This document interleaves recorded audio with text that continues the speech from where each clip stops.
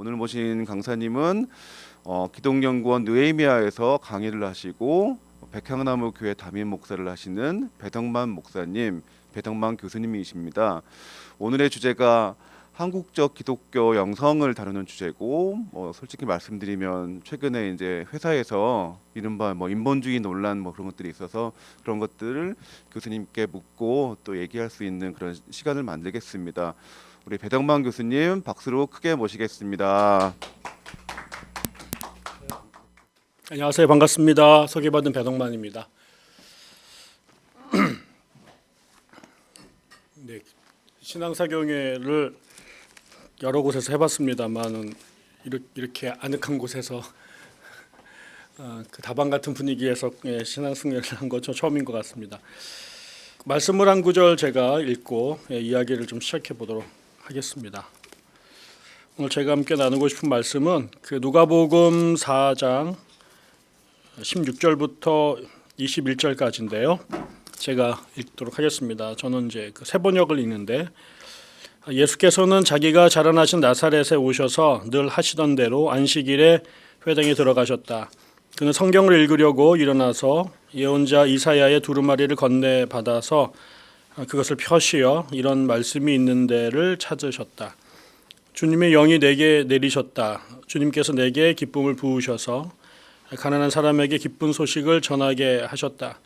주님께서 나를 보내셔서 포로된 사람에게 해방을 선포하고 눈먼 사람에게는 눈뜸을 선포하고 억눌린 사람들을 풀어주고 주님의 은혜의 해를 선포하게 하셨다. 예수께서 두루마리를 말아서 시중드는 사람에게 돌려주시고 앉으셨다. 회당에 있는 모든 사람의 눈은 예수께로 쏠렸다.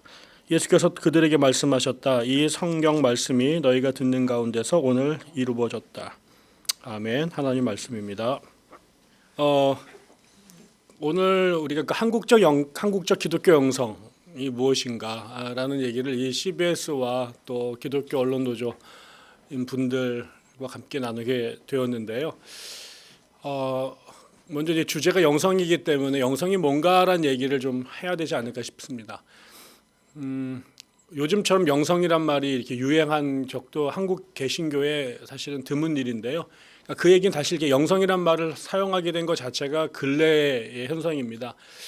제가 1994년도에 신학대학원에 갔는데요. 그 무렵에 한국의 영성 혹은 영성신학 이런 개념들이 개신교 안에 소개가 되기 시작을 했습니다.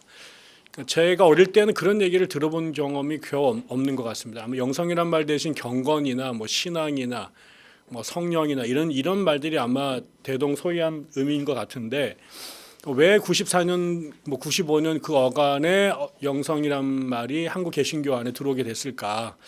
그건 의미하는 바가 역사적으로 있다고 생각이 들어요.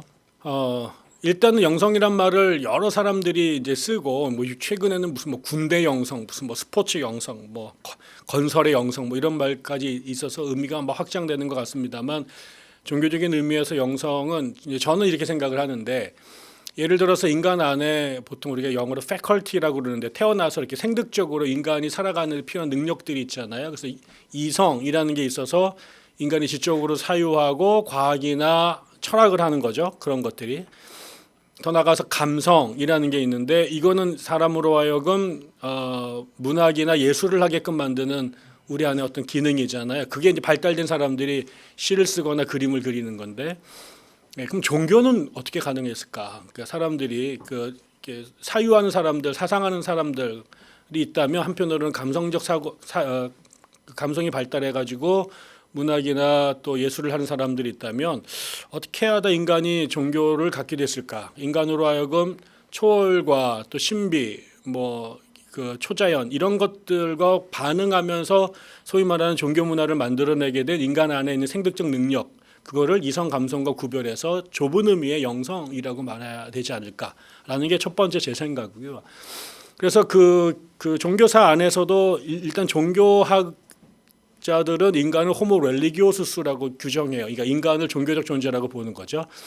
인간 안에 종교를 가능하게 하는 뭔가 이제 있는 거죠. 더 쉽게 말하면 초월자가 현현했을 때 그분을 인식하고 반응할 수 있는, 그게 꼭 이성도 아니고 감성도 아닌 제3의 무엇, 이거를 이제 지금 영성이라고 말하는데 예를 들어서 18세기에 대각성 운동을 일으켰던 미국의 조나단 에드워즈는 그거를 religious affection, 종교적 감성이 있다. 그게 이제 이성도 아니고 감성도 아니지만 또 그 모습을 포함한 그래서 인간으로 하여금 신과 교감하게 하는 게 있다. 이렇게 얘기했고 또 17세기에 퀘이커를 만들었던 조지 폭스는 어느 날 이 양반이 이제 영적으로 방황하고 있는데 무슨 소리가 들려요 마음에서 뭐 예수님이 너를 인도해 주실 거야 뭐 이런 비슷한 얘기를 그래서 그런 것을 이런 게 가능하구나.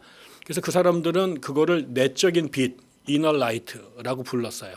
이런 것들이 결국은 신의 음성을 듣거나 초월에 대해서 관심을 갖게 하거나 뭐 이런 것들.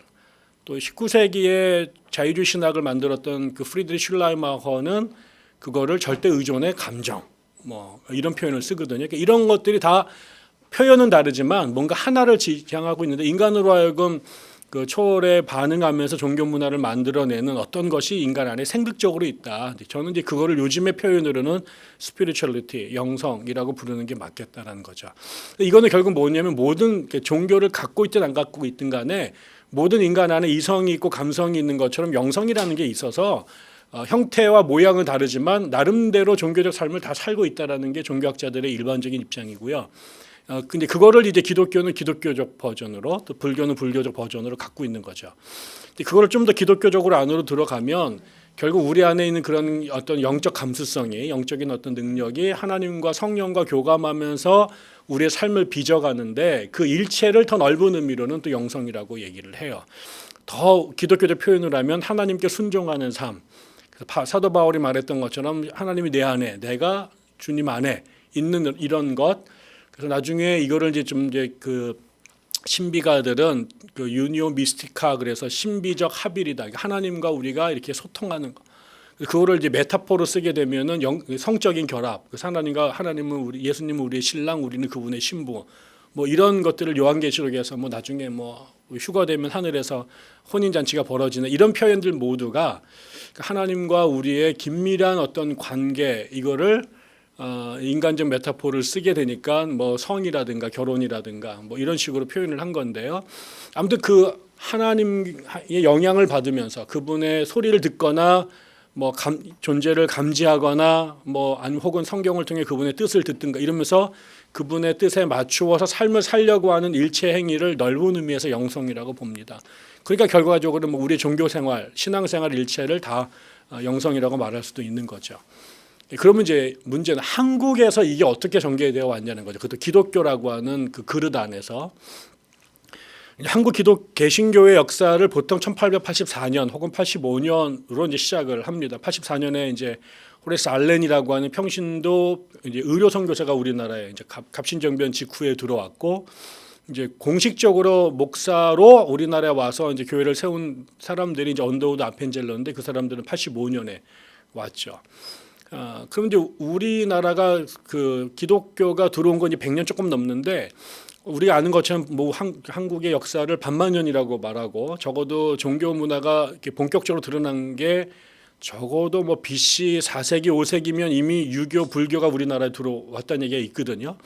그럼 이제 불교를 믿었던 거는 아주 적게 잡아도 불교하고 유교는 1500년이에요. 그 비슷한 시간에 도교도 들어왔고요. 근데 이제 더 근원으로 들어가면은 샤머니즘이 이제 한국에 있는데 그거는 뭐 언젠지도 몰라요. 그러니까 뭐 길게 잡으면 5000년이고 적어도 수천 년 전에부터 들어온 거죠. 그럼 이제 한국에 기독교가 들어오기 전에 한국 사람들은 적어도 길게는 5000년의 샤머니즘적 형태의 종교가 우리 안에 완전히 문화에 집단적 무의식으로 배태해 있었고 그다음에 유불선이라고 말하는 것들은 거의 1000년 이상 동안 한국 사람들 속에 버무러져 있었던 거죠. 그 지금까지도 한국 사람들의 그야말로 용의 표현을 하면 집단적 무의식으로 우리 한 번은 나는 불교인이야 유교인이라고 승인한 적이 없음에도 불구하고 우리 삶을 보면 곳곳에 유교적 냄새, 불교적 냄새 그야말로 그런 세계관이 머릿속에 있어요. 예를 들면 우리 어머니는 권사님이신데 우리는 제사 지낸 적이 없거든요. 그런데 목사인 내가 이렇게 이사를 가려고 그러면 우리 권사님이나 엄마가 잠깐만 기다려봐. 그다음에 달력을 체크하세요. 그다음에 이런 날은 피하는 게 좋겠다. 그래서 이게 어디서 배워 먹은 거냐 뭐 이러면 이제 어른 말 들어라 이렇게 해가지고 이게 이제 극복이 안 됩니다.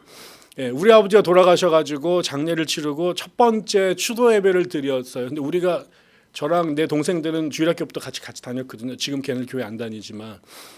근데 그 예배 드리고 목사님 왔다 가시고 나가지고 이제 밥을 먹는데 집안이 난리가 난 거예요. 그러니까 왜 상을 안 차렸느냐 이거죠.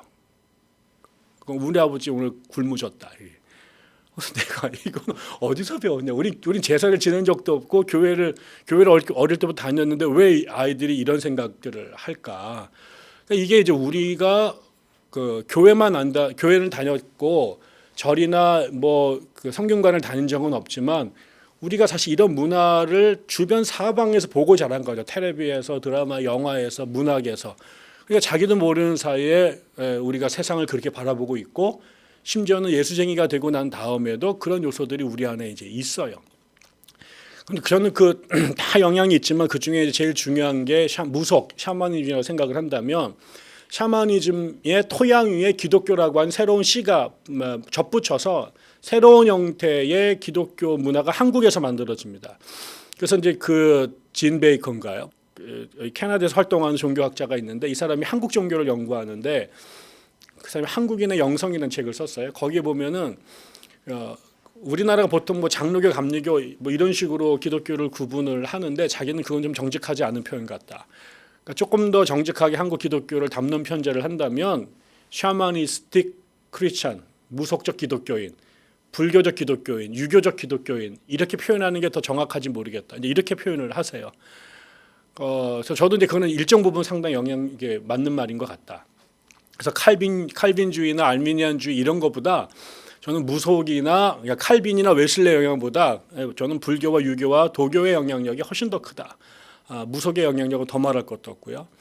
근데 그런 면에서 특히 무속이 한국교회에 끼친 영향을 저는 세 가지로 분류해서 봐야겠다 생각이 들어요. 하나는 긍정적 측면, 하나는 부정적 측면, 하나는 중성적 측면인데 일단 긍정적 측면은 그 무속이 갖고 있는 우주관이나 뭐 이런 것들을 보면 기본적으로 두 가지 측면이 중요한데 하나는 오늘날의 삶과 지금 보이는 가시적 삶하고 보이지 않는 영적인 삶이 서로 영향을 끼친다고 생각하는 거죠. 그래서 만약에 제대로 못 죽으신 분들이 계시면 그분들이 이제 그 원혼이 돼가지고 후손들을 괴롭혀가지고 이제 뭐 재수가 없는 일 벌어지고 그걸 이제 무속인들이 이제 굿이나 점 같은 걸 통해 가지고 캐치를 하면 그걸 부적이나 굿을 통해서 해결하는 게 이제 무속의 메커니즘이잖아요. 그거는 이제 전제는 뭐냐면 지금 세상하고 보이지 않는 세상이 공존한다라는 거고요. 그다음에 지금 보이는 세상 이후의 내세가 또 있다라는 거죠. 그러니까 이게 이제 결국은 시간으로 지금 세상과 오는 세상이 연동되어 있는데 거기에는 영적인 세상과 물리적인 세상이 같이 혼재해 있다라는 겁니다. 그래서 이제 우리나라의 기독교인들이 들어와서 예수 천당 불신지옥 이런 얘기를 했을 때 말 같지도 않아라는 얘기를 서양 애들은 합니다. 지금 18세기 이후로 계몽주의 영향 속에서 이런 게 유럽 애들 다 깨졌습니다. 보이는 세계 이후에 다른 세상을 인정하지도 않고요. 영적인 세상 이런 거 보이지도 않고요. 미래에 가는 천당, 천국, 지옥 이런 거 다 부서졌기 때문에 그 친구들은 이런 소위 말한 전통적인 형태의 기독교적 세계관 자체가 부서졌는데 한국 사람들은 여전히 이 세상 안에 살고 있습니다. 저는 제일 흥미롭게 있는 게 제가 대전에서 10년을 살았는데 거기는 우리나라에 가장 많은 과학자들이 사는 동네잖아요. 대덕이 있고 PhD 과학자들이 널렸거든요. 근데 그 대덕 연구단지 바로 옆에 계룡산이 있어요. 그리고 여러분 대전에 가면 엄청나게 많은 점집들이 공존합니다. 많은 사람들은 이런 근대적 사유를 하는 사람들이 많아지면 이런 정근대적인 종교는 사라질 거라고 생각했는데 지금은 이게 그 한국 종교학의 아주 중요한 테마고요. 그 앞에 계속 그 땅에서 내림굿 받는 사람들이 늘려나고 요즘 방송 출연까지 하잖아요. 거기에 과학자들도 가서 보고요. 기독교 신자들도 가서 전 보고요. 뭐 이러고 있습니다. 이게 이제 안 없어지는 거죠. 그럴 수 있었던 건 뭐냐면 이런 무속적 세계관이 한국 사람들 안에 기본값으로 깔려져 있기 때문에요. 예수 믿고 천당 가든가 잘못해서 지옥 가든가 이런 얘기를 했을 때 넌센스라고 말하는 사람은 거의 없었어요. 결국 이게 기독교가 굉장히 빠른 속도로 한국에 수용되는데 기본 전제를 만들어주는 거. 이건 무속의 공헌이다. 저는 이렇게 생각하는 거죠. 이게 없었다면 훨씬 더 더뎌질 거다. 두 번째로는 이제 중성적인 요소인데요. 무속의 기본은 결국 뭐냐면 재앙초복이라고 표현하는데 이게 이제 재수 없는 것들은 막고 복은 불러들인다라는 개념이거든요. 근데 이거를 이제 우리가 보통 기복신앙이라고 말해요. 그래서 많은 사람들이 한국 개신교가 무속 때문에 기복화됐다 이런 얘기를 많이 하는데 저는 이거 되게 비겁한 얘기라고 생각합니다.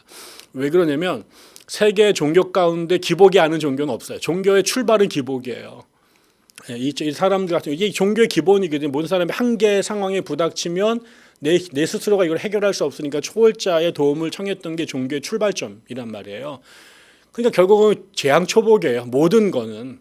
그러니까 이게 기독교는 원래 기복이 아니었는데 재수없게 무속 만나가지고 이렇게 타락한 게 아니라 기독교 안에도 복복복하는 게 있고요. 불교도 있고 무속도 다 있는 거예요. 근데 이제 문제는 좀 이따 다루겠지만 이 복의 레벨이 다른 겁니다. 근데 세 번째가 이제 부정적 영향인데요. 바로 그런 겁니다. 그러니까 우리가 이제 종교학자들 이런 편제를 싫어하지만은 우리가 기독교적 입장에서 말하면 무속은 미신이고 사입이고 아니면 뭐 그런 거잖아요. 여러분 식구들 가운데 뭐 장신대 나와가지고 목사 안수 받으면 식구들 가가지고 꽃다발 주지만 여러분 누나가 내림굿 받는다고 그러면 가가지고 축복해준 사람들 별로 없단 말이죠. 그러니까 이거 이제 극복하려고 기도원 쫓아다니다가 결국은 이제 승복하고 무속된 사람 많은데 그럼 왜 무속을 천대했을까? 저는 이제 기본적으로 이건 되게 민간의 중요한 신앙이었는데 종교가 하등과 고등으로 만약 나눌 수 있다면 우리가 그 불교나 힌두나 이슬람이나 기독교를 적어도 고등 종교라고 하고 이 샤머니즘이나 애니미즘을 하등하다라고 많이 구분할 수 있다면 그 차이가 뭘까? 저는 이거를 이제 오강남 선생은 이제 심층적 종교하고 표층적 종교라고 구분을 하는데요. 결국 뭐냐면은 종교가 개인의 기중화복 때문에 출발을 하지만 여기에 머물면 표층적 종교가 되는 거예요. 근데 이게 성장해서 타자를 생각하고 시대와 역사와 문화를 끌어안으려고 하는 공공적, 그다음에 보편적 특성을 갖게 되면 그건 성숙한 종교가 되는 거거든요. 그러니까 모든 무속인들은 자기를 찾아오는 사람에게 이익을 주기 위해서 그것이 갖고 있는 예를 들어서 비가 내리는데 비를 멈추게 되면 남학신을 신는 사람, 남학신 장사하는 사람들한테 좋은 일이지만 우산 장사한테는 이제 불편한 일이 되는 거거든요. 반대 상황도 그런 거고요. 그럼 이렇게 이해가 충돌되는 사회에서 그것과 상관없이 달래되는 거 다 주게 되면 그거는 그 유치한 종교가 되는 거죠. 애가 달랜다고 엄마가 사탕 막 줘버리면 애가 어떻게 되겠어요? 근데 이제 이게 성장하게 되면 이 아이가 입엔 달지만 몸이 안 좋으니까 안 주는 것이고요. 어떨 때는 혼도 내야 되는 거고요. 그다음에 지금 너에게 좋지만 이게 사회적으로 더 나쁜 영향을 미치면 그건 잘못된 거거든요. 법을 하나 만드는데 특정 계급이나 계층 사람들에게는 일방적으로 혜택이 가고 전 국민 대다수가 소외되는 법은 만들면 안 되는 거예요. 이게 그런 맥락에서 종교의 가르침이 특정한 사람들의 배타적인 이익을 주는 것이냐 아니면 그 가르침이 이 복잡하고 이기적인 사회가 보다 조화롭고 상생과 공존할 수 있는 그런 덕목과 가르침을 주느냐 이게 이제 따라지는 거거든요. 그러니까 이기적인 사람들이 부닥쳐서 만인 대 만인의 투쟁을 하는 게 정글 같은 인간의 존재인데 거기에 서로가 공존하기 위해서 용서와 공의와 그다음에 인애와 자비를 선포하는 게 이게 보편적 종교이거든요. 그 가치는 1000년 전에도 유효했고 지금도 유효하고요. 개인의 사적 설뿐만 아니라 공공의 영역에서도 필요한 덕목이거든요. 그러니까 이런 맥락에서 무속은 거기까지 발전하지 못했어요.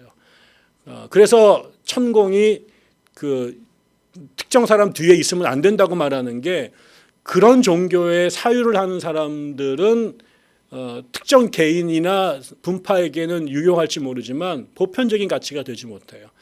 근데 이제 제가 이 천공만 욕할 수 없는 게 그러면 기독교 목사들은 그러면 천공보다 다른 윤리와 가치와 종교적 관념을 갖고 있느냐? 이게 이제 한국 교회가 갖고는 무속에게 점령당했다라고 하는 아주 아픈 거예요.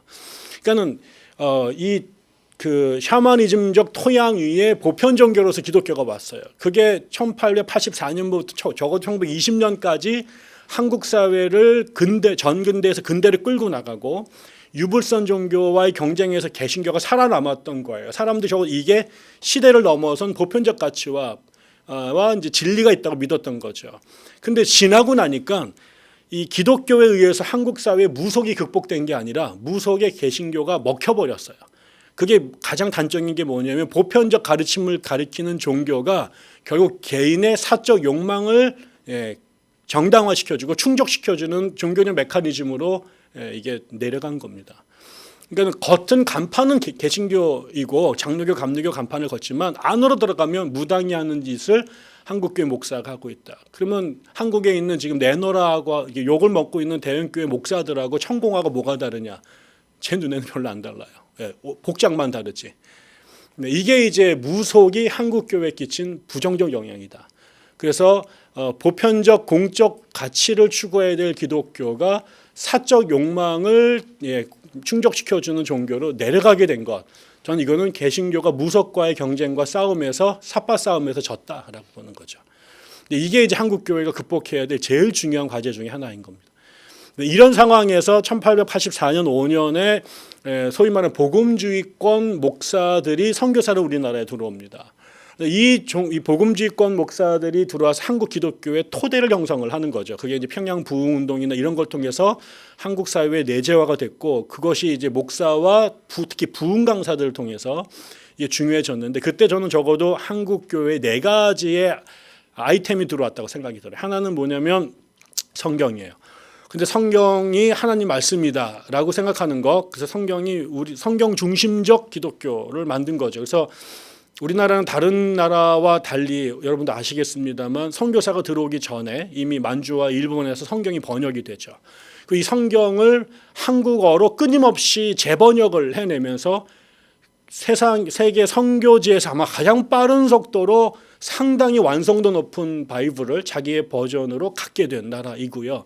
결국 평양 대부흥이라는 것도 이 성경을 가리키는 신앙 사경에, 오늘 이 자리도 그런 거죠. 그래서 성경을 가리키는, 그러다 보니까 성경 공부, 성경 암송, 이게 이제 성경적이라는 게 한국 기독교에 매우 중요한 이제 어떤 핵심이 됩니다.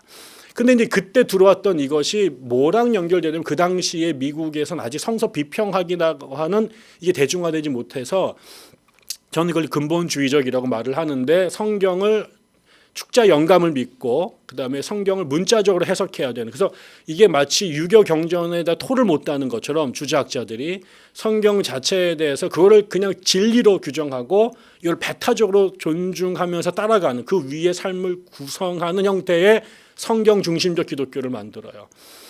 이거를 건들면 다 목이 날아가는 거죠. 두 번째는 전도예요.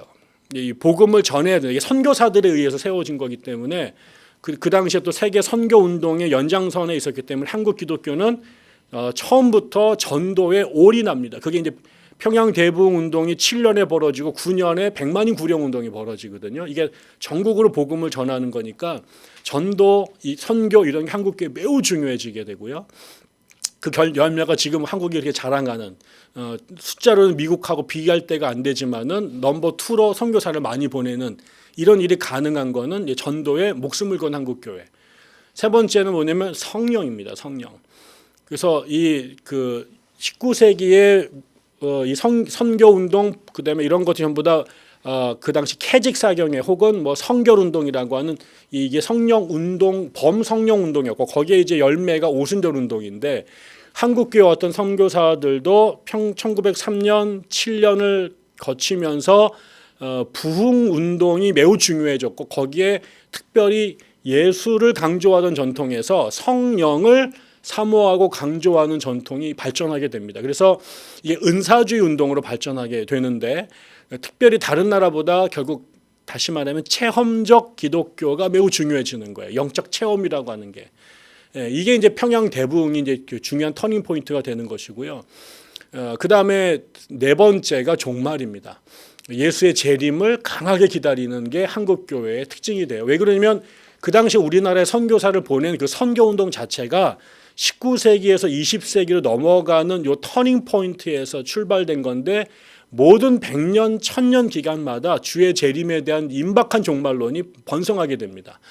그게 이제 그래서 다 주님이 언제 오실지 모르기 때문에 이 세대 내에 세상을 복음화시켜야 된다. 그게 이제 피어슨이라든가 무디 같은 사람이 내세웠던 선교운동의 캐치프레이즈였고, 그래서 종말운동이 세대주의적 전천년설이라고 하는, 다시 말하면 요한계시록 20장에 나와 있는 종말의 시나리오가 아직 안 벌어졌는데 그대로 곧 벌어질 거다. 이러면서 예수가 곧 오실 텐데 그 전에 한 사람이라도 예수 믿게 해서 천당 보내야 된다. 이게 이제 선교운동으로 종말론이 연동이 되거든요.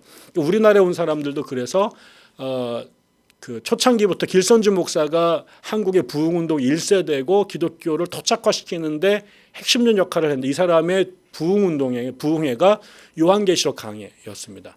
그래서 그 3.1운동 때 이제 걸려들어서 감옥에 가 있는 동안 뭐 그 요한계시록 10,000번을 읽었네 뭐 이래가지고 그분이 결국 종말론을 한국 사회에 이제 퍼뜨렸거든요. 그래서 이렇게 그 성경, 성령, 전도, 재림이라고 하는 게 한국 기독교의 교파를 초월해서 계속해서 중요한 아이템으로 전 들어왔다라고 보여지고, 그러다가 1920년대 말이 되면 우리나라의 성령 운동이 폭발을 합니다. 그때 이제 이용도라고 하는 감리교 목사가 이제 거기 핵심 멤버가 되고요.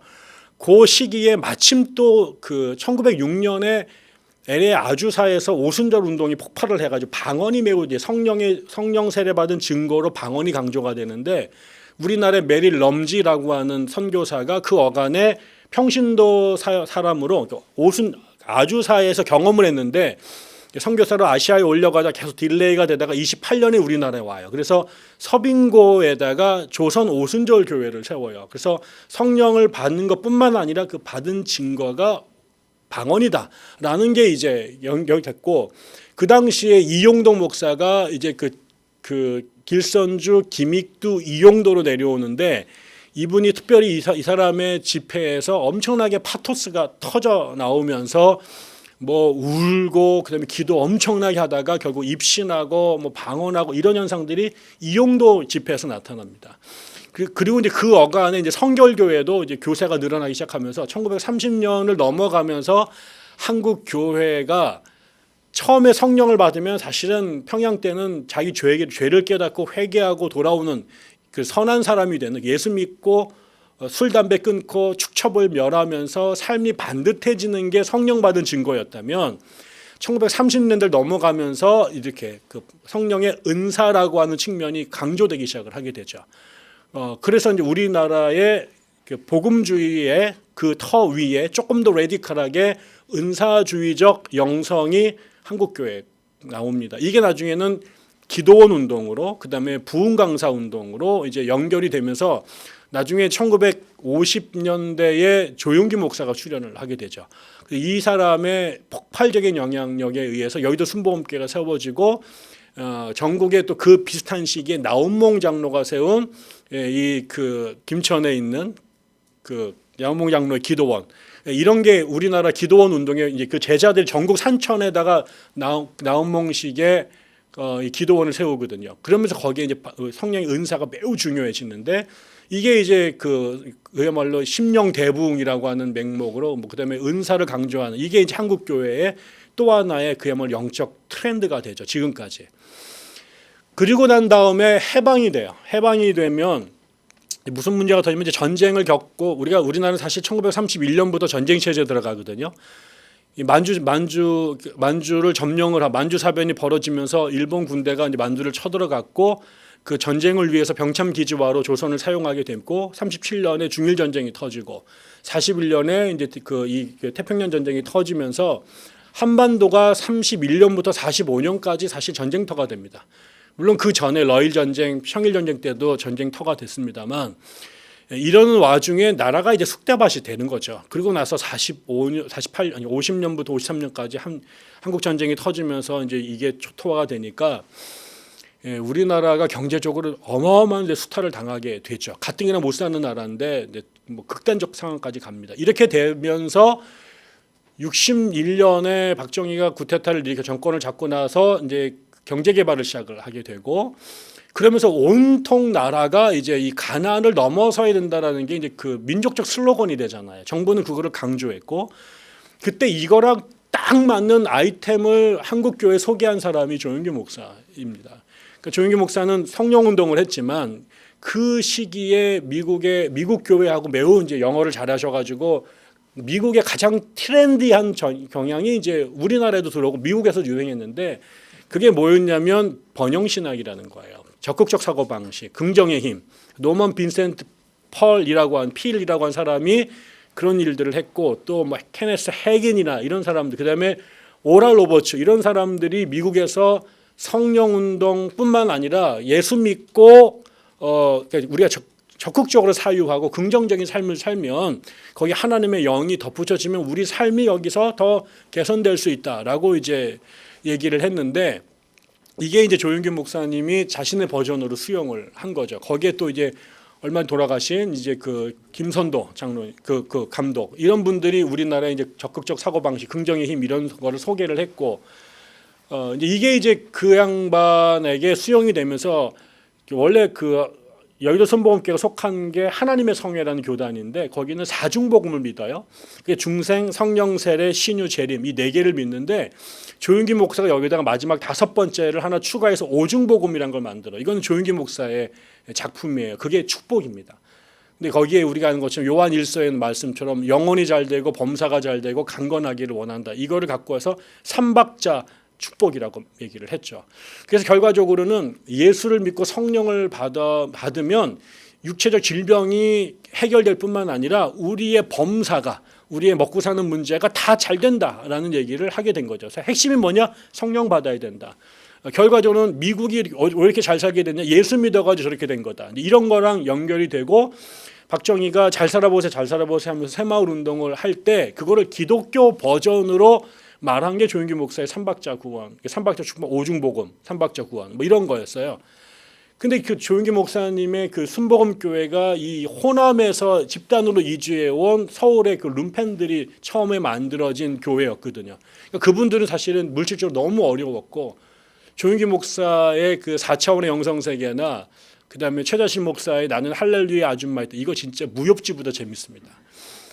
정말 정말 다 죽어가는 사람들이 기도로 일어나서 걸어 다니고 사람이 바뀌고 그런 사람들이 모여서 여의도 교회 처음에 순복음교회가 시작이 됐다가 나중에 여의도로 옮겨가지고는 71년인가요? 3년인가 그 어간에 갔는데 그때 10,000명이 가요. 한꺼번에 10,000명이 앉을 수 있는 교회를 만들었는데 그 나중에 매년 이제 10만 명씩 들어와요. 그 교회 통계로는. 그래서 70만 명이 되거든요. 여러분 70만 명이라는 숫자가 이게 감각이 안 오시잖아요. 우리나라 군대가 60만이에요. 근데 한 단일 교회 멤버가 70만 명이 되는 교회가 된 거죠. 그러니까 전 세계에서 제일 가난한 사람들이 만든 교회가 30년 안에 전 세계에서 제일 부자 교회가 된 겁니다. 70만 명이 1,000원씩만 내도 매주 헌금이 어떻게 되겠습니까? 이게 상상하기 어려운 교회가 된 거죠. 근데 그게 이 시대의 빈곤을 극복해야 된다라고 하는 시대적 슬로건하고 기독교적 메시지가 만난 거예요. 그러니까는 우리도 가난을 극복할 수 있구나, 병을 고칠 수 있구나, 하나님이 그런 힘을 주시는구나 이렇게 되니까 그 전에는 그야말로 예수 믿고 죽어서 영혼이 천당 가는 거라고 믿었던 종교가 예수 믿고 성령 받으면 이 땅에서도 그 만사 형통을 누릴 수 있구나라는 종교로 바뀌게 된 거죠. 그래서 내세적 종교가 현세적 종교가 된 거예요. 근데 원래 이거는 누가 꿈꾸는 거냐면 샤머니즘이 꿈꾸던 종교였거든요. 근데 이게 이제 기독교 버전으로 훨씬 더 세련되고 집단적으로 그다음에 신학적 정당성과 시대적인 이 분위기가 같이 결합이 되면서 한국 교회를 소위 말하면 저는 이걸 자본주의적 영성이라고 말하는데 예수를 믿으면 쉽게 말하면 예수 믿고 부자 된다라는 거예요. 여기서 출세한다라는 거죠. 그게 또 가시적 결과가 나옵니다. 그 시대가 우리나라가 GNP가 뭐죠? 이게 우리 경제 성장률이 10%가 넘던 시절 아닙니까? 30년 가까이. 그러니까 조금만 정신 차리고 일하면 10년만 고생하면 다 집을 사던 시절이었단 말이죠. 그러니까 여의도 순복음교회 왔던 알코올 중독자라든가 그다음에 의지가 박약했던 사람들이 성령을 받고 사람이 바뀌어요. 그 밖에 나가서 노가다라도 하고 이렇게 되니까 그 다음 자식 세대 20년이 못 가서 여기에서 판검사들이 나오고 CEO가 나오기 시작을 하게 된 거죠. 그래서 그 연약했던 교회가 수십 년 만에 국민일보 빌딩을 짓고 신문사를 만들어내잖아요. 이게 한국의 모든 목사들한테 욕하면서 로망이 됩니다. 그러니까 포스트 조용기를 꿈꾸고 포스트 여의도 순복음교회를 세우겠다라고 하는 이게 한국 교회 안에 두루 퍼지게 되죠. 그러니까 예수 믿었던 것이 믿고 성령 세례 받아서 성화된 삶을 살겠다가 아니라 예수 믿고 복 받겠다. 우리 자식 잘 살게 만들겠다. 이런 것으로 이제 바뀌어가요. 저는 이 모든 것의 총화가 누구냐? 이명박 대통령이라고 생각하는 거죠. 이명박 대통령은 대한민국의 모든 엄마가 꿈꾸는 아들이에요. 그 가난한 집에서 태어나서 어머니가 새벽기도로 포항제일교회를 다니면서 기도를 키워서 그 가난했던 사람이 고려대학교라는 명문대학을 들어가고 학생회장을 하고 나와서 현대에 들어가서 말단 사원으로 시작해가지고 최연소 이사 회장이 되고 나중에 국회의원이 되고 대통령이 됐는데 그분이 장로님이에요. 그러니까 이거는 예수 믿어서 이 땅에서 이거보다 더 좋은 실적이 나올 수가 없는 거죠. 그게 결국은 그 이명박 대통령이 대선에 나왔을 때 전국에 있는 교회들이 그분을 찍었다라고 하는 것은 한국 교회가 결국 이 제가 말한 자본주의적 영성으로 완전 도배가 됐다, 내재화가 됐다라는 증거라는 거죠. 또 하나가 이제 뭐냐면 바로 그 시기가 여의도 순복음교회가 또 한국 교회가 폭발적으로 성장하는 그 시기가 우리나라 경제적으로 대박이 난 시기지만 한국의 민주화 운동이나 정치사회에서 보면 박정희 유신 시대거든요. 긴급 조치가 있었고 인혁당 재건 사건, 뭐 유신 체제 안에서 민주주의가 정말 한국형 민주주의라는 이름 아래서 민주주의가 어떻게 그 말살됐는지 국회의원의 3분의 1을 대통령이 지명해가지고 유정현이라는 이름으로 뽑고 유신 체제에 대한 일체의 발언을 못하게 하고 그러다 걸리면 영장 없이 감옥에 가는 시대. 안기부가 국가를 농단하던 그런 시대, 그 일체의 민주화 운동이 이제 죽어야 됐던 시대, 노동 운동이 다 사라졌던 시대. 근데 그 시대에 이제 우리가 그 한국 기독교가 폭발적으로 성장하던 그 시기가 그다음에 동시 한국의 그 산업화가 어마어마하게 돼서 경제적으로는 올라갔지만 그것이 우리나라의 노동자들의 그 정말 피 위에. 그러니까 우리가 보통 교회사에서 교회가 그 터툴리아누스라는 사람이 교회는 순교자들의 피 위에 세워졌다 이렇게 말해요. 근데 이거를 한국의 노동운동으로 한국의 경제사로 보면 한국의 경제 기적은 노동자들의 피 위에 세워진 거거든요. 천공이 노동자들을 없애야지 한국이 잘 산다고 말했는데 그 입에 하늘의 저주가 1억만 배로 임해야 돼요. 노동자 없이 한국 한번 살아보라 그러죠. 그러니까 천공은 안 되는 거예요. 그런 인간들이 뒤에서 대통령의 영을 쥐어잡고 있으면 이건 정말 나라가 어떻게 될지 뻔한 거죠. 그런데 이 시기에 이 상황을 보죠. 거기에 이제 우리가 다 아는데 여러분이 저보다 더 잘 아시겠지만 그 시대에 이제 누가 나오냐면 두 가지 운동이 있는데 기독교 안에 하나는 도시산업화, 우리가 도시산업선교회라고 말하는 이게 이제 미국에서 들어오죠. 그 조지 오글 목사가 들어오죠. 그러니까 이게 이제 뭐냐면 사실은 이제 동아시아 지역이 이제 산업화에 들어가게 되니까 도시 노동자들이 생긴 거예요. 그 전까지 다 농촌 사회였잖아요. 근데 그러다가 보니까 이게 갑자기 도시가 산업화가 되면서 도시가 생겼고 이농한 사람들이 우리나라의 영등포하고 이 구로다ung에 엄청나게 많이 생긴 거예요. 그러니까 교회로서는 새로운 전도 대상자들이 생긴 겁니다. 근데 이 사람들의 사회적 시츄에이션이 전혀 달라요. 이 사람들이 처했던 문제도 다르고요. 그래서 이제 이게 미국이나 이런 데서 이렇게 도시화된 사회에 이 노동자들한테 어떻게 복음을 전할 건가에서 새로운 선교 전략이 나오기 시작을 한 거죠. 그래서 필리핀이나 대만이나 홍콩 그다음에 우리나라에 이제 이런 선교가 시작이 된 거예요. 그래서 미국에서 이제 선교사가 왔고 감리교하고 예장 통합이 거기에 이제 통합이 돼서 뭐 조승혁이나 조화순이나 그다음에 또 고무성이나 이런 분들이 이런 운동에 이제 뛰어들게 된 거죠. 근데 그래서 이 사람들이 처음에는 노동자들한테 이제 복음을 전하다가 그 당시 우리나라가 이제 2차 산업의 이제 경공업이 중심이 되니까 주로 이제 실이나 천 만드는 공장들이 생겨났잖아요. 이 일은 거의 절대 다수가 여공들이 일을 하고 근데 이 사람들이 이제 전도사님들이 복음을 전하다 들어보니까 회사에서 엄청난 일들 당하는 거예요. 노동 환경도 엉망이고 여직곡들이니까 뭐 성추행과 성폭행은 말할 것도 없고 돈을 제대로 준 적도 없고 월급 안 올려주고 체불되고 이런 문제를 알게 되면서 결국 이 사람들을 돕기 위한 방법이 결과적으로는 노조를 조직하는 것 외에는 방법이 없다. 그래서 이제 노조를 조직하기 시작을 하게 되죠. 근데 흥미롭게 이런 공장의 사장님들이 장로님들이 많으셨고 이게 또 왜 그러면 우리나라 기독교가 평양에서 내려온 분들인데 평양에 사시던 일들이 이 봉제업이었거든요. 그래서 여기 청계천하고 이쪽에 다 이 봉제업이 이북에서 내려오신 분들이 주로 주도해서 만든 역이었기 때문에 또 그분들이 또 영락교회 장로님들 이런 분들이 많으셔서 이게 이제 갈등이 된 거죠. 그때 이제 출연한 사람이 전태일입니다. 이제 전태일의 죽음이 결과적으로는 이제 이런 문제에 이제 한편으로는 여전히 이제 한국의 주류는 이 노동운동이 이게 결국 도시산업선교가 들어가면 그걸 도산이라고 불렀는데 도산이 들어가면 회사가 도산한다. 이렇게 해가지고 이거를 이제 용공으로 몰고 막 이랬었는데 결국 전태일의 죽음에 대해서도 한국교회 전체적으로는 이거 다 빨갱이들의 짓거리다 이런 식으로 몰았어요. 근데 이게 일각의 젊은 신학자들에게 충격을 주죠. 그 사람들이 결과적으로는 민중신학이라는 것을 중심으로 물론 출발은 노동운동이 아니라 이제 민족이라고 하는 것이 더 줄기했지만 결국은 그 전태일의 죽음을 묵과할 수 없었던 젊은이들 그다음에 신학자들이 뭐 쉽게 말하면 안병무식으로 말하면은 예수님 쫓아다니는 사람들이 오클로스였고 그게 우리나라 말 번역한 민중인데 지금 1960년 70년대 한국 서울에서 이 오클로스가 누구냐? 그럼 이게 도시 노동자들이다 이렇게 된 거고 이 문제를 이제 신학의 문제를 끌어안기 시작을 한 거죠. 그게 이제 그러다 보니까 이게 결국은 민주화 운동에 뛰어들 수밖에 없었고 이게 양심적 소수의 기독교인들 그다음에 야당 정치인들 그다음에 대학생들이 이제 이 문제에 뛰어들게 된 겁니다.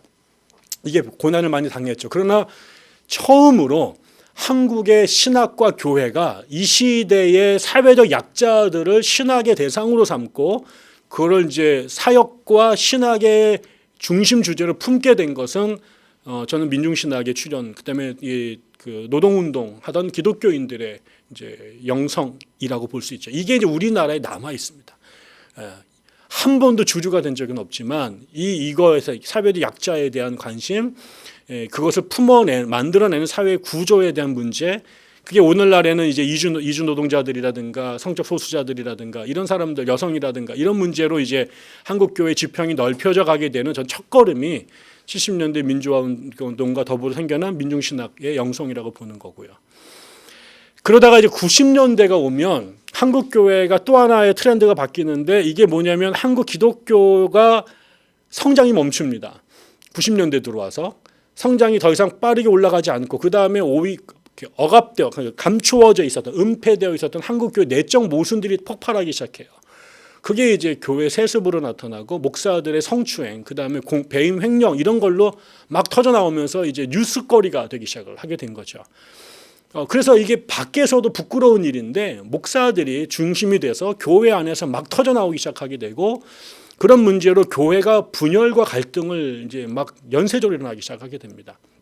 제가 벌써 한 10여 년 전인데 그 예장 통합에 매우 유명한 한 교회가 교회 분열이 났어요. 그래서 그 교회가 목사님을 잘못 모셔가지고 두 번에 걸쳐서 14년인가에 걸쳐 대법원까지 가는 재판이 벌어졌는데 그 와중에 수천 명 되던 교회가 뭐 5분의 1 토막이 된 거죠. 갔더니 뭐 한쪽에서 예배드리고 한쪽에서 자물쇠로 잠그고 여기서 예배드리면 여기서 꽹과리 치고 이제 이 짓을 하고 있는 거예요. 제가 이제 거기에 갔었는데 그분 얘기가 이게 예장 통합 시흥 노회인데 시흥 노회만 통합 측에 이런 교회가 4교회라는 거죠. 그럼 전국은 저희 선배가 이제 노동운동하는 변호사인데 그 사람 얘기가 자기가 이제 아주 돈독한 안수 집사님인데 이 사람이 노동법 전문 변호사인데 최근에 이런 교회 분쟁 건수가 들어와서 막기 시작했는데 이게 이제 노동 건수를 넘어서면서 자기가 교회 분쟁 전문 변호사로 바뀌었다는 거예요. 꼬리에 꼬리를 물고 있답니다. 근데 이제 이런 게 사람들이 왜 이렇게 됐을까? 그렇게 기도 열심히 하고 전도 열심히 하고 봉사 열심히 했는데 한국 교회가 왜 더 이상 성장하지 않으며 왜 남들도 안 하는 이런 부끄러운 윤리적 폐륜을 우리가 범하는가? 이러면서 이거에 대해서 소수의 사람들이 고민하기 시작해요. 그래서 이거 문제가 결과적으로 우리가 뭔가 다시 말하면 파워나 스피드에 있어서는 한국 교회가 매우 능했는데 내면적이고 질적인 측면에서는 뭔가 우리가 놓친 부분이다. 이게 결국은 안과 밖이, 그 속과 겉이, 양과 질이 함께 가야 되는데 우리가 하나만 겁나게 발전하고 나머지는 거의 발육 부진 상태에 있구나. 이러면서 그때 이거에 우리가 예를 들어서 기도를 그렇게 열심히 하는데 방언하고 통성으로 기도하고 막 이러지만 기도는 사실은 다이얼로그잖아요, 하나님하고. 근데 우리는 모놀로그로 우리만 주시옵소서 그랬지 하나님의 소리를 들어본 적이 없는 거예요. 성경 열심히 읽고 공부 죽으라고 했는데 성경은 주의 말씀을 주야로 묵상하라고 그랬거든. 근데 묵상을 해본 경험이 없는 거죠. 이러면서 이걸 어떻게 해야 될까? 그래서 교회도 무지무지 열심히 다니는데 인간관계는 꽝이에요. 그 커뮤니티라고 하는 게 펠로우십이라는 게 없는 거죠. 이거를 어디서 찾았냐면 카톨릭에서 찾은 거예요. 카톨릭에서는 피정이라는 게 있네요. 그 사람들은 기도를 하는데 그냥 기도를 할 뿐만 아니라 관상이라는 걸 한다는 거예요. 그 다음에 성경도 그냥 읽어내는 게 아니라 렉티오 디비나라고 그래서 이게 영적 독서라는 게 있는 거고, 그 다음에 이 수도원 이런 게 이제 그 수도원에서 발전한 것들인데 거기에 이제 커뮤니티의 진정성이 이제 되게 중요한 것이고, 그래서 이게 이제 소위 말하는 스피리추얼 티올로지 혹은 스피리추얼리티 영성 혹은 영성 신학이라는 이름으로 우리나라에 마치 문익점이 뭘 갖고 들어오는 것처럼 한국에 소개가 되기 시작해요. 왜 그러면은 이게 다 카톨릭이잖아요. 한국 개시교는 카톨릭을 이단으로 말해가지고 말도 못 끝나게 했는데 이게 이제 이런 문제 부닥치니까 이게 돌파구를 찾은데 개신교에서 찾을 데가 없는 거예요. 그러다가 헨리 나우엔을 만나고 토마스 머튼을 만나면서 이 사람들이 거기서 말하는 묵상에 대한 이야기, 그다음에 이런 그 관상에 대한 이야기, 공동체에 대한 이야기, 영적 훈련에 대한 이야기를 들으니까 이게 이제 없었던 거를 발견하게 되면서 일부의 사람들이 여기 확 끌려 들어가죠. 그 전에 대천도 신부가 그렇게 말해도 씨도 안 먹혔는데 또 엄두선 목사님이 얘기를 하셨지만 이게 거의 영향을 못 미치다가 토마스 머튼과 헨리 나우엔이 이제 폭발적인 인기를 얻게 되죠. 이거를 두란노 서원이 이런 책들을 팔아요.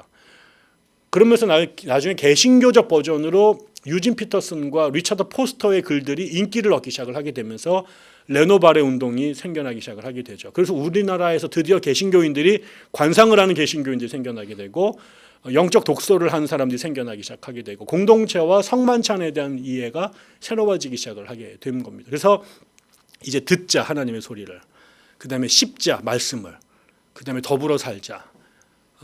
그러면서도 이런 고민이 생겨나게 되면 소위 말한 저는 이걸 카톨릭적 영성이라고 말하는데 이게 개신교가 받아들이기 시작합니다. 일각에서는 엄청나게 리액션이 이제 강했어요. 이건 다 카톨릭으로 만들려고 하느냐, 종교개혁의 역전 현상이다 이랬는데 실질적으로 이거를 받아들이는 사람들이 꽤 있었습니다. 마지막으로 2000년대 들어와요.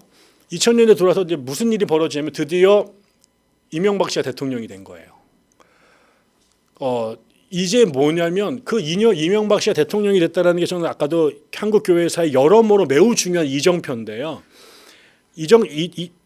이명박 씨가 대통령이 나가기 전에 서울시장을 할 때부터 그 전에 국회의원 때부터 뭘 했냐면 전국에 간증을 다닙니다, 여러분.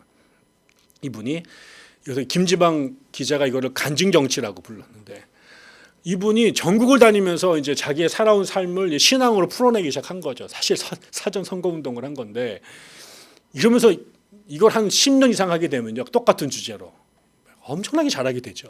매우 감동적입니다. 그러니까 이제 전국에 웬만한 교회를 다 갔어요. 웬만한 빅처치들은 다 갔고, 그래서 이명박이라는 사람이 정치가인뿐만 아니라 돈독한 장로님이라는 이걸 인식을 다 시켜줬죠. 그 대통령을 뽑는데 전국이 장로 대통령 만들기에 올인을 해요. 그때도 여러분 아시겠지만 이명박 씨가 한나라당 대선 후보가 돼서 현충원에 가서 참배하고 나서 제일 먼저 찾아간 데가 한기총이었어요. 그래서 한기총 대표회장을 만납니다. 그 얘기 뭐냐면 이 대선에 누구에게 손을 내밀어야 표가 온다라는 거를 그분이 알고 있었던 거죠. 이게 이제 서로 이제 입장이 이제 그 윈윈하게 된 거고 결국 그것이 대통령을 만드는 데 성공을 합니다. 역대 가장 큰 득표차로 정동영을 이기잖아요. 이러면 한국 교회가 이제 100년 동안 물론 한동안 이승만 정권 때 중심으로 들어왔지만 이제는 숫자와 그다음에 돈, 그다음에 정치적 권력에서 한국 기독교가 한국 사회의 센터 중에 센터에 들어갑니다. 지금 우리가 보는 것처럼 뭐 숫자도 거의 불교를 넘어서거나 뭐 거의 비슷한 숫자가 됐고요. 그다음에 돈으로 따지면은 제가 기억이 왔다 갔다 하지만은 불교와 천주교가 제가 수년 전에 들었는데 3천억 정도 쓴대요 1년에. 근데 개신교는 3조를 씁니다. 그 중에 80%가 은행으로 들어가는 게 문제이긴 하지만 그다음에 장차관들, 그다음에 오피니언 리더들이라고 말하는 사람들 안에 기독교인들의 퍼센테이지, 강남 3구, 서울대학교 여기에서 기독교인들 퍼센테이지가 제일 높습니다. 이건 결국 우리나라의 의사 결정을 하는 사람들, 돈 많은 사람들의 기독교인들이 터줏대감이 됐다는 얘기잖아요. 이렇게 되니까 이게 사실은 이제 생존을 위해서 전도하오던 기독교가 이제 한국 사회를 책임져야 되는 자리에 된 거예요. 이게 좋든 싫든 간에 혹은 잘하든 못하든 간에. 이럴 때 우리나라의 교회 안에서 드디어 이제 그 하나님의 나라라고 하는 것이 한국 땅에 실현되어야 된다라는 생각들을 여기저기 사는 사람이 생겨납니다. 물론 이 얘기는 70년대부터 나왔고 87년 체제부터 강조되기 시작했지만 이제 한국 사회의 의사결정을 교회가 할 수 있게 된 거예요. 그럼 어떻게 할 것인가 이런 고민이 생겨나게 된 거죠. 우리는 한 번도 이런 권력과 주위에 있었던 적이 없었으니까. 근데 그때 미국과 영국에서 총체적 복음주의라고 하는 목소리들이 우리나라에 들어오기 시작합니다. 그래서 정치, 사회, 경제 모든 영역에 하나님의 주권이 실현되도록 해야 된다. 이게 이제 아브라함 카이퍼가 주장했던 얘기인데 이게 우리나라의 80년대부터 슬금슬금 들리다가 이제부터는 이게 뭐 온갖 사람들, 미국의 복음주의자들이 이런 얘기를 한 사람들의 소리가 한국 교회에 들려오기 시작을 하게 되죠.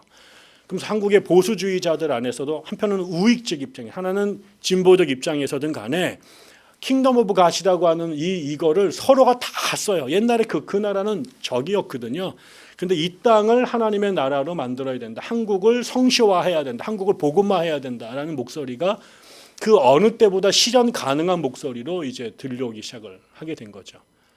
그러니까 문제는 그럼 이런 전통이 우리 안에 합종 연행을 하면서 우리 안에 지금 막 용서듬 치고 있다고. 여러분들이 다니는 교회가 이런 것들 중에 A와 B가 만나든 C와 D가 만나든 A, B, C, D가 다 섞여 있든 간에 그런 형태로 한국 교회가 존재하고 있어요.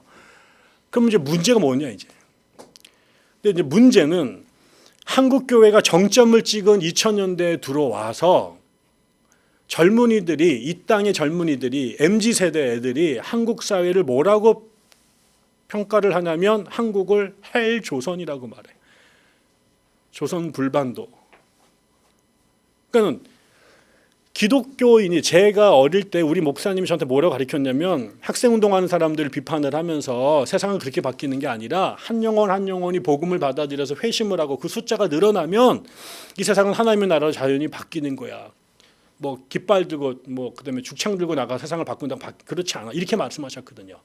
그럼 만약 우리 목사님 말씀이 맞다면 한반도에 사람이 살기 시작한 이래로 지금보다 많은 기독교인이 이 한반도에 존재한 적이 있냔 말이에요.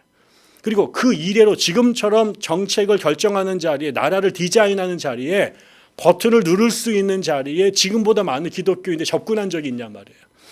그럼 우리 목사님 논리로 따지면 지금 한국교회는 하나님의 나라에 가까워야 되잖아요. 근데 그 나라를 세상이 지옥이라고 말하고 헬 조선이라고 말한다고. 그럼 이 세상에 대한 해법은 죽창과 탈출밖에 없다 이렇게 얘기를 한다라는 거죠. 기독교인들이 모였던 그 시대에 안티 기독교 운동이 시작이 됐고요. 기독교가 개독교가 되고 궤독교로 갔단 말이죠. 지금 한국 사회의 모든 영역의 진보에 발을 걸고 있는 가장 수구 세력들이 한국의 대형 교회들을 중심으로 한.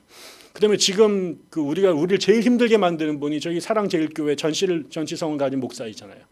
이런 사람들이 한국 교회를 끌고 나가고 있는 곳이라. 그러니까 이게 있는 사람들이 교회를 떠나기 시작을 해서 850만에 해당되는 기독교인들 중에 200만에 해당되는 사람들이 가나안 성도가 되고요. 200만에 해당되는 사람들이 신천지를 중심으로 한 소위 말하는 이단 종파에 다닌 사람들이고요. 나머지 400만 되는 사람들 중에 점점점 많은 사람들이 교회를 빠져나가고 있고요. 밖에서는 안 들어오고 있고요. 애들은 안 태어나고요. 젊은 아이들일수록 점점 교회 다니기 싫어하고요.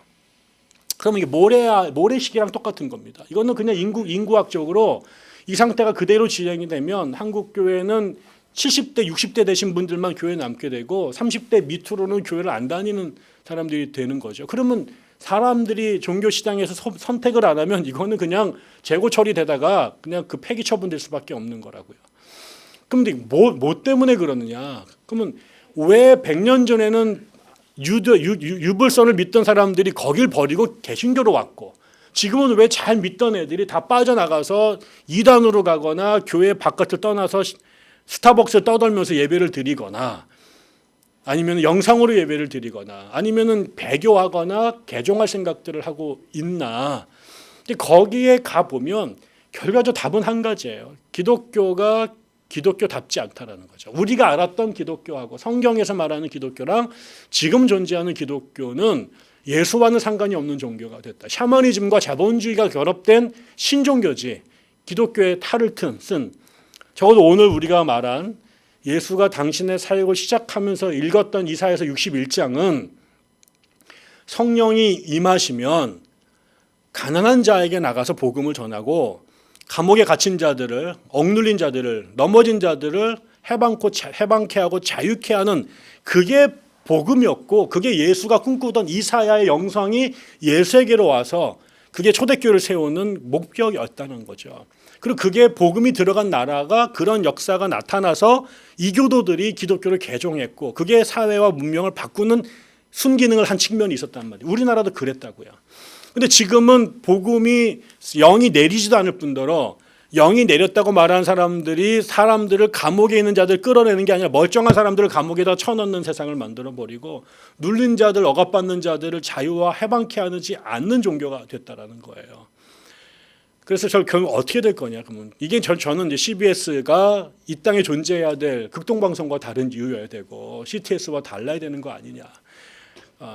적어도 CBS가 지난 한국의 그 해방 이후에 이 땅에 존재하면서 해왔던 역할들이 뭐였는가 생각해 보면 저는 바로 이 예수의 정신을 한국 사회에 구현하기 위한 교회의 중요한 견제자이기도 하고 자극이기도 하고 그다음에 동지로서 CBS가 존재해 왔다라고 생각을 하는 겁니다.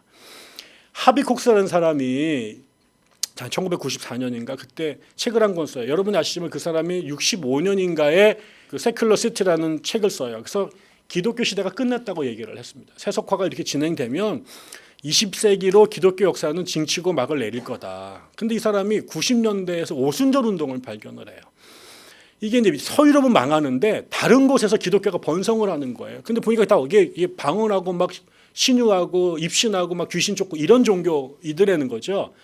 그래서 이 사람이 그거를 보고 전 세계 기독교를 다시 쭉 조사를 하고 나서 책을 한 권 씁니다. 그게 이제 Fire from Heaven이라는 책인데 거기 한 챕터에 한국 얘기가 나와요. 거기서 그 사람이 두 가지 얘기를 해요. 한국 교회가 지난 100년 동안 한국 사회를 끌고 오는데 매우 중요한 역할을 했다. 거기에 두 가지 아름다운 전통이 있다. 하나는 민중신학의 전통이고 하나는 성령운동의 전통이다. 이 둘 다 유동시 선생은 민중신학은 부성적 성령운동이고 이 캐리스메틱한 운동들은 모성적 성령운동이고 다 성령의 역사다고 본 거예요. 그러니까 민중신학자들이 사회적 약자들을 끌어안았던 전통, 복음 들고 가난한 자에게 찾아갔던 이거는 민중신학의 전통이 한국 사회에 이끌고 왔다. 이거 너무너무 중요한 거다. 잊어버리면 안 된다. 두 번째, 종교는 관념의 철학과 다른 것이다. 이거는 신이 살아서 움직인다라는 것을 믿는 사람들이 기독교인들이고 그분과 교감하면서 그분이 주는 힘으로 세상을 바라보고 세상과 싸우고 세상을 하나님 나라로 바꾸는 역할을 하는 것. 세상은 하나님이 바꾸시는데 그 하나님의 파트너가 되거나 도구가 돼서 하나님과 더불어 세상을 바꾸는 게 기독교인들이라고 말하면 이 하나님의 현존을 가장 강력하게 체험할 수 있도록 만들어줬던 것은 단연 오순절 전통이라는 거죠. 근데 한국의 오순절은 성령을 받았지만 이 사회 구조와 약자들에 대한 관심이 상대적으로 빈곤했고 한국의 민중신학은 사회적 약자들을 받아들인 건 좋았지만 하나님의 영과 같이 구판을 벌이는 것은 도외시에 왔다. 그리고 한국교회가 앞으로 계속 살아남아서 21세기에도 유의미한 종교 세력으로 남으려면 저는 이 두 가지가 한국교회 안에 회복이 돼야 된다라고 말해요. 저는 그게 새로운 얘기가 아니라 바로 지금 누가복음에 나오는 이사야 61장이다. 그러니까 대전제가 성령이 임하면이에요. 사람이 하는 것은 인본주의예요. 그러니까 우리가 기독교 운동을 한다는 것은 하나님의 존재와 하나님의 역사를 인정해야 되고 그것을 체험해야 되고요.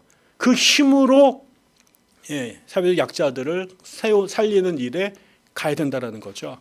저는 적어도 이 CBS가 한국의 노동운동을 중요하게 한국 개혁 운동을 주도한 이 두 가지 역할을 한다고 볼 때 한국 사회와 교회를 위해서 일을 할 때 적어도 이게 기독교 언론이다라고 하면 그 정체성을 어디서 볼 것이냐. 그거는 하나님을 인정하는 신앙이 되어야 뿐만 아니라 그 신앙 고백은 반드시 하늘이 주는 이 엄청난 힘 입는 운동이어야 된다. 다시 말하면 기도하는 운동이 되어야 된다. 그런데 그게 하나님이 오시면 그게 장풍을 날리고 방언을 하는 게 아니라 하나님의 눈으로만 보이는 사람들, 하나님의 눈이 아니면 세상의 온갖 편견과 그다음에 세상의 이데올로기에 의해서 놓치게 있었던 삶의 사각지대에 놓여 있는 가장 작은 자들, 감옥에 있거나 병들어 있거나 이거는 하늘의 눈으로만 볼 수 있는 사람들이 있다라는 거죠. 저는 그래서 이 성령의 능력으로 이 땅에 가장 소외된 사람들에게 정의와 사랑의 손길을 내밀 수 있는 사람들, 그 사람들이 살 수 있도록 만드는 그 세상. 근데 이거는 사람의 힘으로 불가능해요. 저는 하나님이 도와주셔야 된다고 생각을 하고 그 힘을 얻기 때문에 우리는 엄청난 빽이 있다고 생각하는 것이고요. 그렇기 때문에 더 예민하고 더 날카롭게 문제와 그다음에 어려움들을 포착해낼 수 있어야 된다. 저는 그런 맥락에서 CBS 여러분들이 이 시대에 어떤 기독교인들보다 더 치열한 예수쟁이로 어떤 기독교인들보다 더 용감하고 담대하고 명철하게 주어진 사명을 감당해 내셨으면 좋겠어요. 기도할까요? 네. 하나님 아버지, 당신의 귀한 사람들이 당신의 부르심을 붙잡고 참으로 어려운 시대에 소금과 빛으로 살기 위해서 몸부림을 치고 있습니다. 개인의 일신의 안녕과 부귀 영화를 위해서 이 자리에 온 사람 하나도 없습니다. 어렵고 힘든 것 알지만 거기에 진리가 있고 당신의 뜻이 있다고 믿어서 그 어려운 십자가를 지려고 여기에 모였습니다. 칭찬하는 사람들보다 힘들게 하고 다리를 거는 사람들이 더 많지 있지만 하나님께서 이들의 편이 되어주시고 또 이들이 당신의 손을 붙잡을 수 있도록 인도해 주셔서 당신이 이 땅 만드시면서 꿈꾸셨던 그 세상이 무너지고 병들어 망가진 이때에 또 당신이 핏값으로 세우신 한국의 교회가 병들고 무너진 이 시대에 이 모든 것들을 당신이 회복시키는 그 엄청난 사역에 하나님의 든든한 동역자들로 함께할 수 있도록 도우시고 인도하여 주옵소서. 걸어가는 걸음걸음마다 동행해 주시고 가로막는 모든 장애물들을 탁월하게 넘어서게 하시며 이들의 수고로 인하여 이 땅과 이 교회가 조금 더 온전한 모습으로 돌아서게 허락해 주옵소서.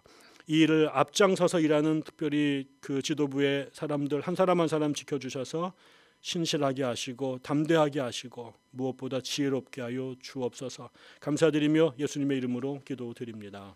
아멘. 감사합니다.